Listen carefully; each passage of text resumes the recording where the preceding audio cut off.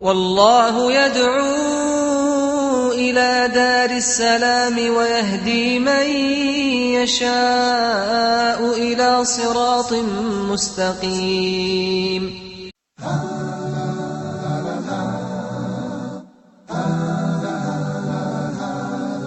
Islam.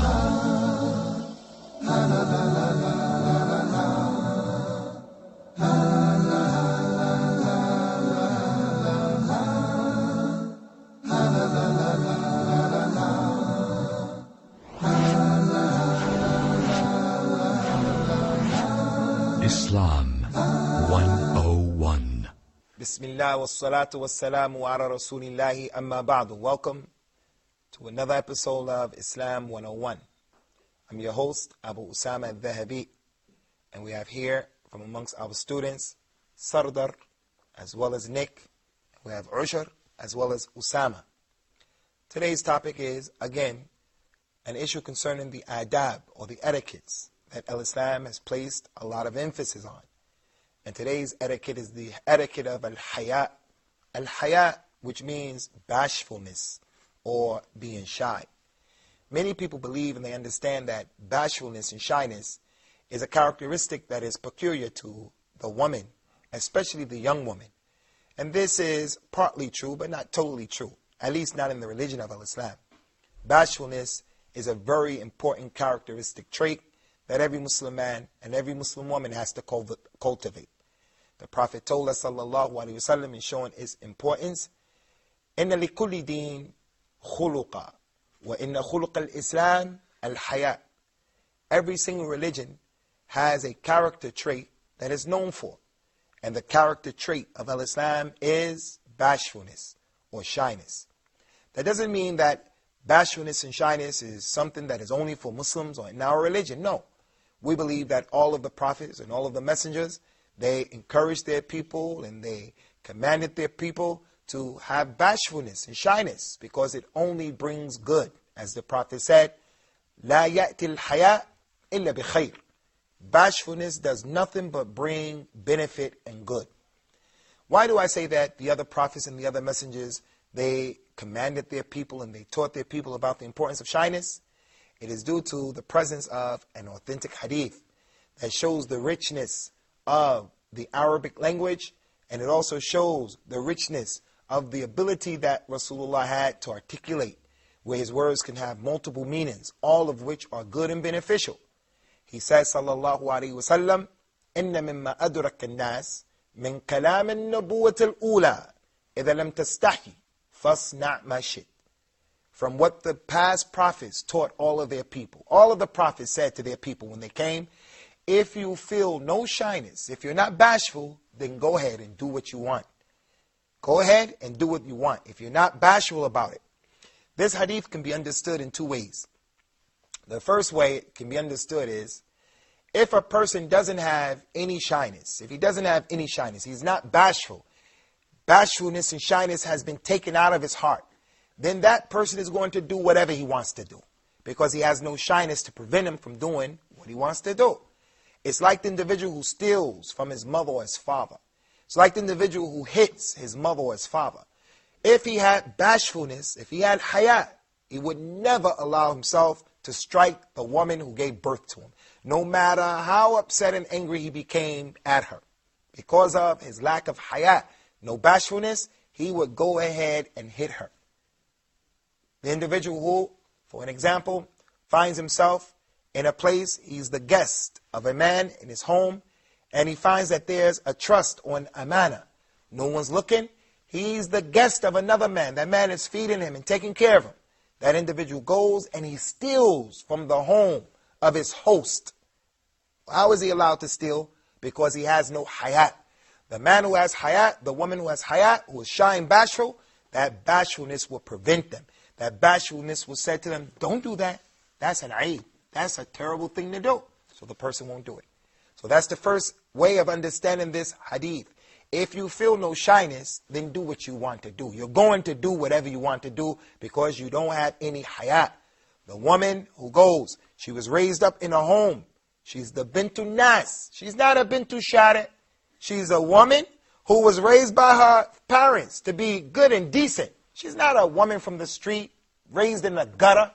That individual, she's not going to make zina. She's not going to commit fornication because she has hayat. She will not allow herself to go with another man and have this type of relationship. Why?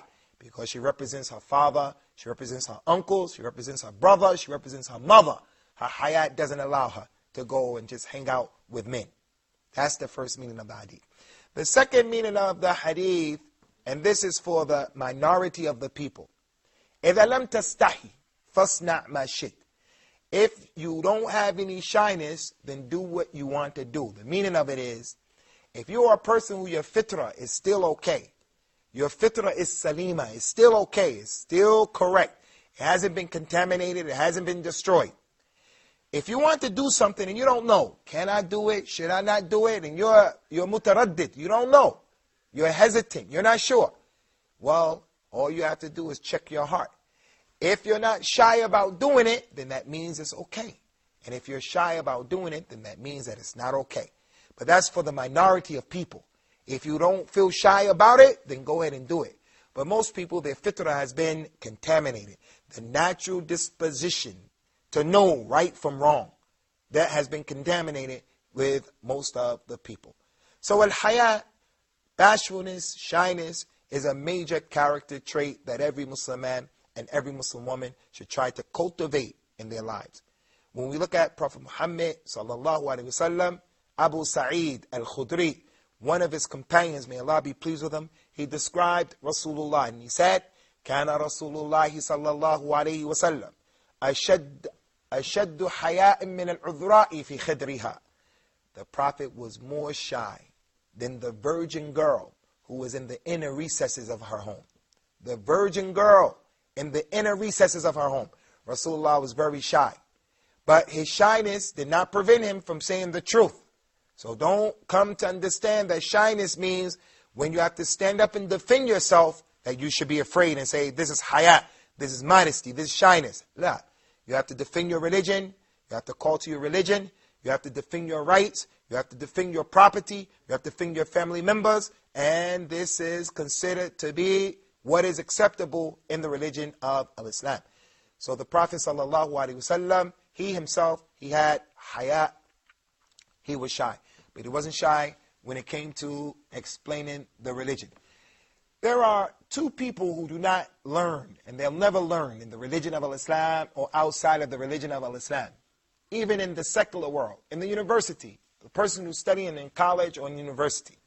The two people who will never learn is the one who is very shy or the one who is very arrogant. The one who is arrogant, he doesn't learn because he thinks he knows everything. You can't tell him anything. And the one who is shy, he'll never learn because he's afraid, he's bashful, he's shy to ask someone what the answer is to that particular issue. And that's why our mother Aisha radiallahu anha, she used to praise the women from the Ansar. She used to say, Rahimallahu nisa al-Ansar, ma mana'ahunna al-haya, min an yatafaqahna fi ad-din. May Allah have mercy upon the Ansar women, those women who lived in Al-Medina. May Allah have mercy upon them. Their shyness did not prevent them from learning the religion. So there are certain issues, certain characteristics, personal issues that a person may be embarrassed about. He needs to know, what should I do about this issue that may be connected to the private parts? It may be connected to sex, things like this. You can't be shy in your religion. You have to go about asking people you can trust in a way that is not going to make people uncomfortable and not make yourself uncomfortable. How is a person going to know when he has to make the ghusl? How is the person going to know? The woman who comes off of her mints, akramakumullah. How is she going to know? How does she prepare herself to make the salah if she doesn't go and say, Ya Rasulullah? What should the woman do after she finishes her monthly cycle? If she was shy and she refused to ask that question, she will be left without worshiping Allah correctly. So shyness, brothers and sisters in Islam, our respected viewers, it is a concept that we all have to build and we all have to cultivate, we all have to nurture it within our repertoire of Islamic characteristics. As it relates to the woman, Abu Sa'id al-Khudri said that the Prophet was more shy, he was more bashful than the virgin girl in the inner recesses of our home. Why did he mention the virgin girl? Because normally the virgin girl, or women in general, they tend to have more hayat. They're more bashful than men. So we want to make a particular call here and want to say to all women of the world, from all of our viewers, you, more than anyone, you have to be shy. You have to be shy. Do not allow these people to cause you to see yourself as a sex object. That's all you are. So therefore, you're flirtatious with men. Therefore, what you wear is revealing. Therefore, all you see yourself is as a sex object that's out trying to become something that draws the attention and attracts the attention of men. In our religion, the Messenger of Allah, he told us, sallallahu alayhi wa ala alihi wa sallam, that the woman who was married before, her husband died or she has been divorced, she is called the thayyib. He said, الثَّيِّبُ أَحَقُّ بِنَفْسِهَا مِنْ وَلِيِّهَا. The one who has been married before, the woman, she was divorced or her husband died, she's a widow. She has more rights over herself than her father or her wali. When she wants to marry the next man, if her father says don't marry him, because she was married before, she has more rights to say, no, I'm going to marry him.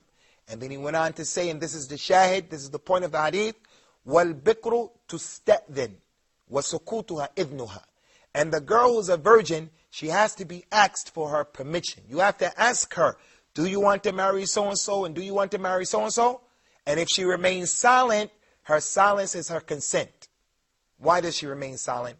Because when a family comes and the family says, so-and-so wants to marry you, or we want to marry you to so-and-so. Because she's so embarrassed to answer the question concerning marriage, and marriage concerns some issues that are embarrassing to her.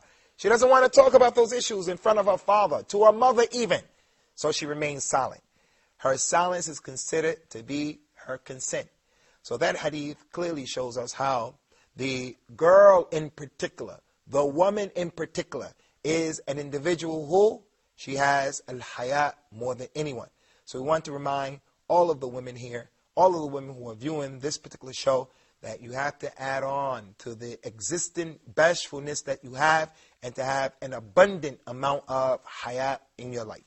We're going to stop here for just this 1 minute in order to take from our students here, the panel members. If you guys have any questions again or any comments concerning al-haya, please feel free to say what you have to say. Yeah, Usamah? Yes, sir, I have a question. Concerning the issue of enjoining good and forbidding evil. Sometimes I see people committing mistakes, but I feel shy and bashful to ask them to correct their behavior. Do you think this is Islamic, or I have to break this shyness and go and tell them the right? You have to break this particular shyness because they have a right over you that you tell them, and there's a responsibility on you that you tell them. The Prophet told us, sallallahu alaihi wasallam, لا تمنعن أحدكم هيبة الناس أن يقول الحق إذا شهده أو سمعه أو عرفه. Do not allow the person to make you afraid to say the truth when you know the truth or you've witnessed the truth. You have to tell them the truth. You have to tell them without being afraid. And we'll come back, inshallah, after this quick break, and we'll continue with the issue of al-haya in the religion of Islam and the role it plays. Islam 101.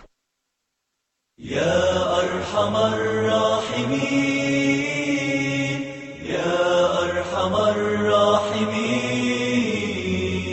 اللهم قربني إلى مرضاتك ووفقني لقراءة آياتك برحمتك يا أرحم الراحمين.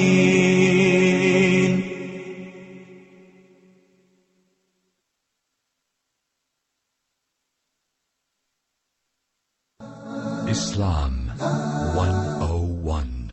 Welcome back to an episode of Islam 101, and we're discussing al-haya, or bashfulness, shyness in the religion.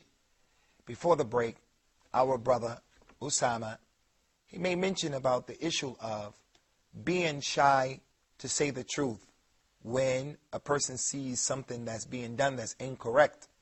And we explained how the Prophet of Islam told us that it is not permissible for us to allow the fear of someone, the haiba. A person has a position, and because of his position or his personality, we become afraid for him. It can be the father, it can be the uncle, it can be the mudir, or the person who is in charge at the job, your boss, the one who's in charge. It can even be the husband of a woman. The position of the husband makes her afraid. So as a result of that, we see that individual doing something that's not permissible, and the fear of that person, his personality or his position, causes us not to say anything about it. The Messenger of Allah said, no, don't allow that haiba, don't allow the fear of anyone to prevent you from saying the truth. If you know the truth, or you witnessed the truth, or you heard the truth, go ahead and try to do what is an obligation upon you, which is to give good advice in a way that is nice. You don't create for yourself a problem bigger than what you can handle, but you have an obligation to say to that individual what is correct. I know, as a revert to the religion of Islam, for an example, just to show you the seriousness of this issue. A person sees the new Muslim in the masjid. He may be making wudu. He doesn't know how to make wudu. He doesn't know how to pray. He may do something that he thinks is the correct thing because he's been taught that way. That's what his knowledge has caused him to understand. The other person knows that this thing that he's doing is incorrect, but that person takes it for granted that he should know, or that person takes it for granted, or he's afraid of him. He's going to leave that individual just like that because I'm a shy person, I'm an introverted person, I don't want to talk, and I'm not extroverted. Well, as long as that person is doing that evil and he's doing that crime and he's making that mistake and you know that it's wrong, now you are sinning. That person may not even be sinning because he doesn't know, but you know, and you remain silent. So the question that presents itself is, who do you fear the most? Do you fear the anger of that individual, or do you fear Allah? And many times, there's not a lot to be afraid of. There's not a lot to be afraid of. If you approach the issue in a nice way, in an intelligent way, a responsible way, a way of wisdom, you'll get usually the best results out of that particular thing. So al-haya, in this particular issue, it is not correct. Al-haya, bashfulness and being shy, is not acceptable when it comes to learning the religion. Prophet Muhammad sallallahu alaihi wasallam, he told us about 3 individuals. He was given a talk in his masjid. 3 men came. One man, he came all the way up and he found a place inside of the masjid and he sat close to Rasulullah to listen to what was being said. Another man, the second one, came and he was shy. He didn't want to come so that the people could see him, so he sat all the way in the back. And then the third man, he was arrogant. He said, I don't want to listen to that. And he kept going. So while Rasulullah was talking, he said to the people, shall I not tell you about the 3 men, the 3 people? He didn't say who they were. He said, as for one man, he came into the masjid and he came all the way up. Aqbala ala Allah fa aqbala Allah alayhi. He came to Allah and Allah came to him. Meaning, Allah will connect his affairs. Allah will forgive him. Allah will give him the success in the things that he wants to do. The second person, he was shy. So Allah was shy from him. Allah is shy in a way that befits his majesty. That man was shy and he sat in the back. So Allah was shy from him. The third person was arrogant and he turned away. So Allah turns away from him. Allah won't answer his dua, his supplication. Allah won't bring his affairs together. So that's one of the places that it's not permissible to be shy. Concerning this characteristic of al-haya. From the virtues of al-haya and the importance of al-haya is that, as this hadith that we just mentioned suggested, Allah is also shy. But he's shy in a way that befits his majesty. Inna Allah kareem. Inna Allah kareem. Hayy. Yastahyi an yarfa' ar-raju ilayhi yadayhi fayurudduhuma sifra kha'ibatain. Allah is generous and Allah is shy. He is shy for a person when he makes supplication to raise his hands and to ask Allah for things that he wants. Allah is shy not to give him anything.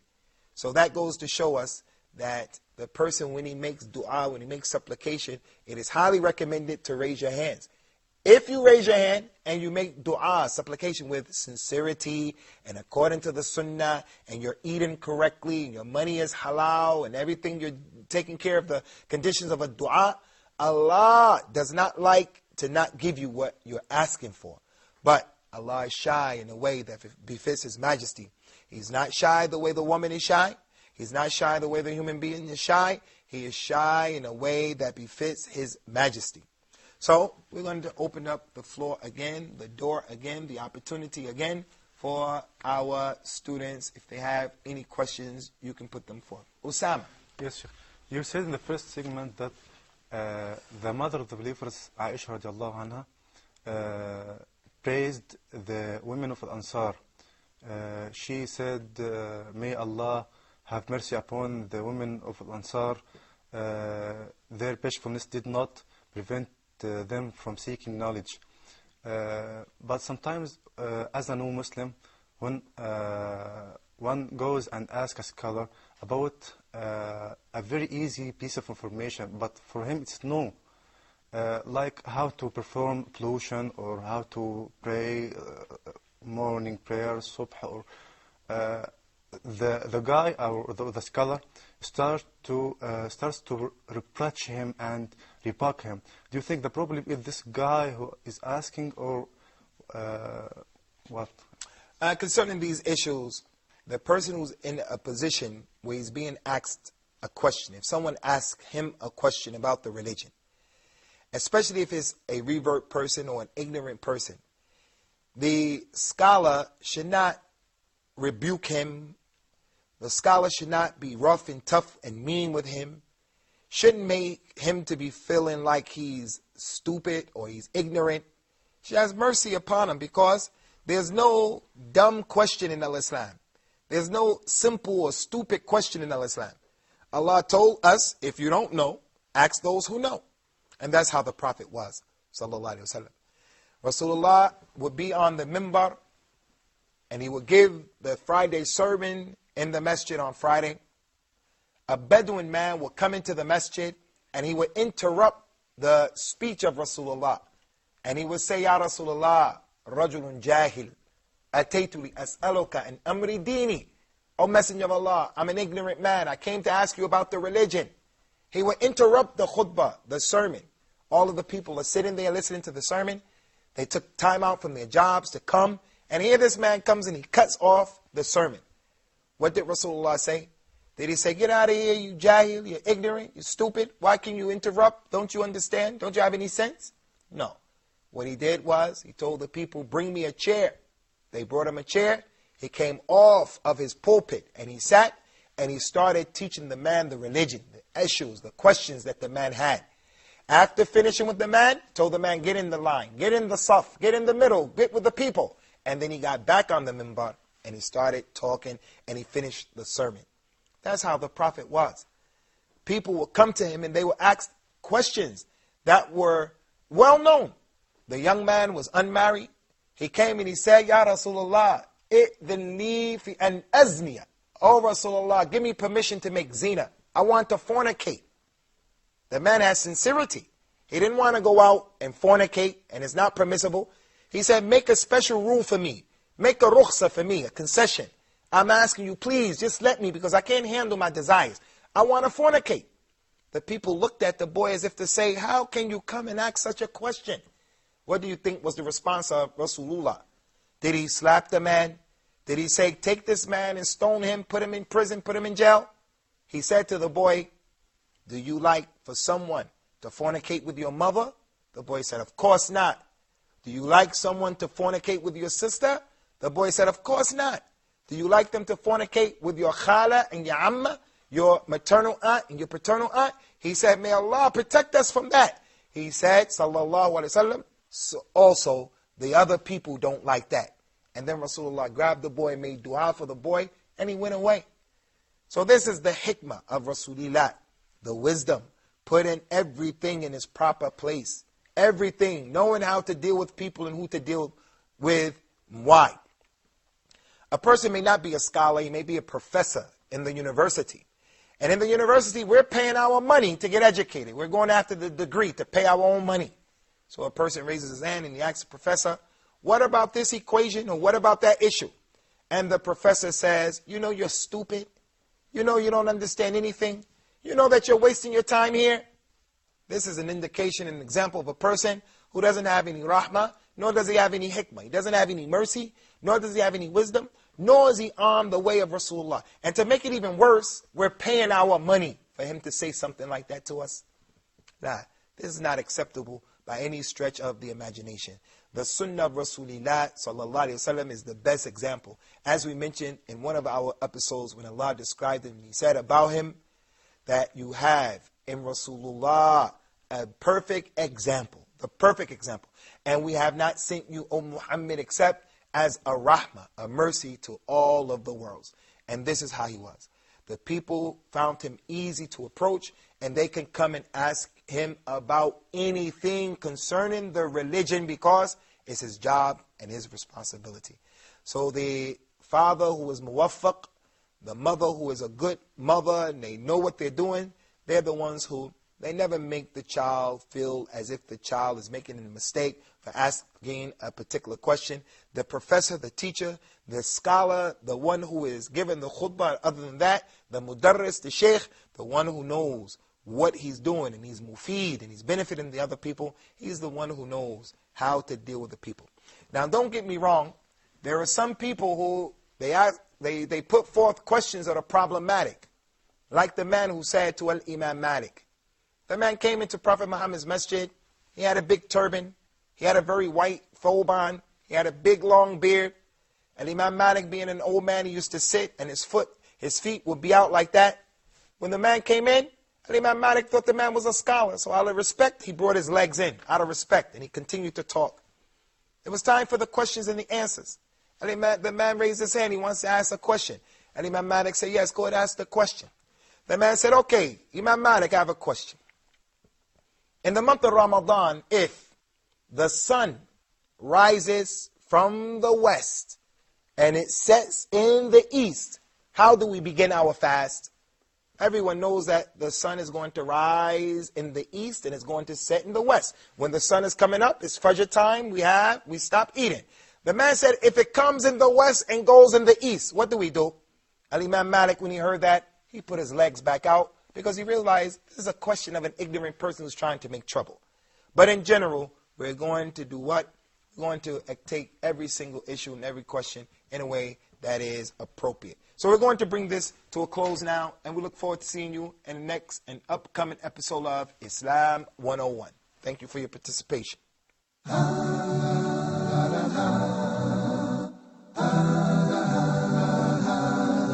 Islam.